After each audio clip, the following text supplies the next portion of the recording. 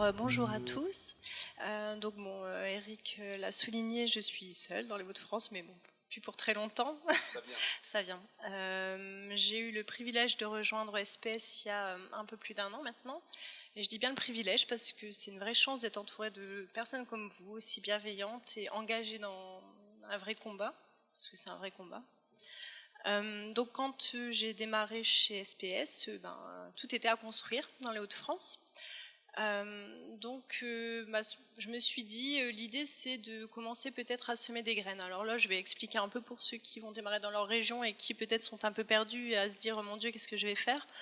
Et je veux dire que c'est quand même assez possible finalement de se trouver au bon endroit au bon moment. Il faut provoquer un peu le destin et se dire qu'à un moment, il y a des endroits où les gens sont.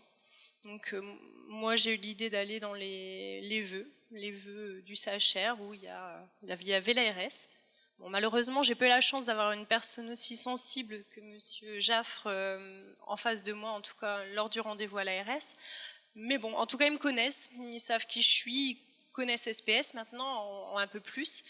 Le conseil régional, c'est pareil. Bon, eux, par contre, ils sont un peu plus sensibles et je les revois prochainement, donc ça, c'est plutôt bien. Ensuite, moi étant au CHR de Lille, pour moi c'est un peu plus facile aussi et j'ai eu la chance aussi d'obtenir quelques rendez-vous avec mes dirigeants, dont le directeur général du CHR, la personne responsable de la qualité de vie au travail, la responsable de la médecine du travail également. Alors voilà, c'est très compliqué. Parce que voilà, il y a des choses qui sont déjà mises en place, qui ne correspondent pas forcément au même combat, mais en tout cas, eux ont l'impression que ça correspond au même combat, même si ce n'est pas tout à fait ça. Toujours est-il que c'est pareil, c'est des graines qui sont semées, il y en a ceux qui commencent à être connus. J'interviens beaucoup au niveau des écoles paramédicales, où je présente l'association sur toutes les promotions en fait, Paramède. Et je remercie beaucoup l'IFSI qui recoupe toutes les formations cadres, etc. Enfin, tout ce qu'on peut retrouver.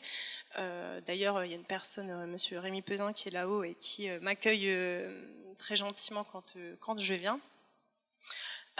Donc déjà, ça c'est pareil, ça permet de faire connaître l'association et de pouvoir diffuser le numéro. Et au moins, c'est quand même des futurs professionnels qui vont être mis en place. Et par exemple, pour l'école des cadres, c'est pas forcément des cadres qui vont exercer au CHR.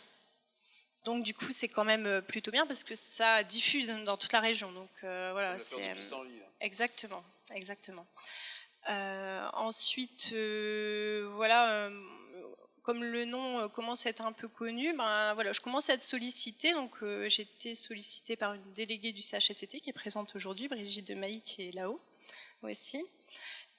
Et qui m'aide énormément parce que c'est une personne très engagée également et qui m'aide énormément dans les actions et grâce à elle, et je dis bien grâce à elle, et c'est un vrai travail d'équipe, je pense qu'on va enfin réussir à percer chez nous et voilà, et on va forcer un peu le passage parce que parfois il faut être aussi passer à l'offensive.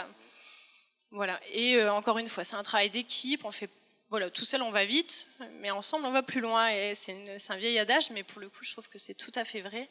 Et voilà, en tout cas, si vous démarrez dans une région où il n'y a rien, dites-vous que c'est possible et qu'avec un peu de volonté, on peut réussir. Et encore une fois, quand on se sent un peu démuni, on appelle Eric ou Catherine et boum, on a un petit coup de boost et tout va bien. Et en parlant de ça, Pauline, je voulais te dire que depuis hier, il y a le centre hospitalier d'Amiens qui nous a appelés pour être adhérents à l'association, divulguer les affiches que vous avez vues ce matin et ensuite organiser des JAD.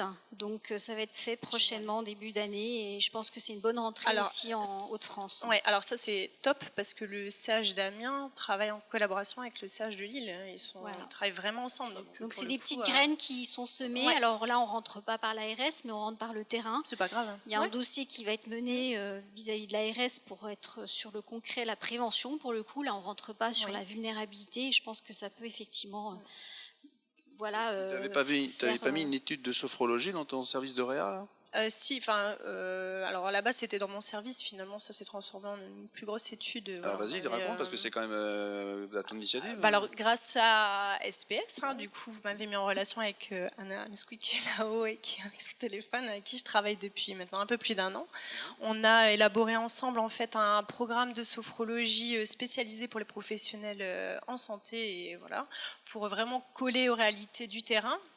et avec vraiment un vrai socle de sophrologie caïcidienne, puisqu'Anne est sophrologue depuis plus de 25 ans et a été formée par le maître Caïcido. Donc voilà, on ne peut pas faire mieux comme sophrologue. Donc voilà, on a élaboré ce programme et l'idée c'est de monter une étude de recherche clinique qui montre les bénéfices dans la perception des risques, des facteurs qui induisent les risques psychosociaux.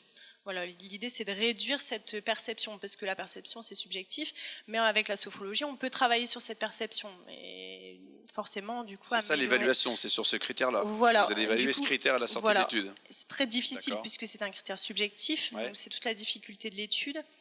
Mais on a des outils pour le faire. Donc on avait déclenché ça, c'est parce que la sophrologie, nulle part il y a une étude qui a été faite sur l'impact de la sophrologie sur la souffrance au travail. C'est parce qu'il n'y avait rien, donc on ne pouvait pas faire dans les JAD, on ne pouvait pas faire de séance de sophro, puisqu'il n'y avait pas de référentiel. Donc on s'est dit, tiens, si on le mettait au CHU, on aurait peut-être une étude qui prouverait que ça a un intérêt, et comme ça le prouve, et ben maintenant on va faire de la prévention en utilisant ce modèle. Donc c'est pour ça que Pauline est le cobaye de ce sujet-là dans son CHU, et qu'elle avait surtout, c'était venu vers nous pour faire une action.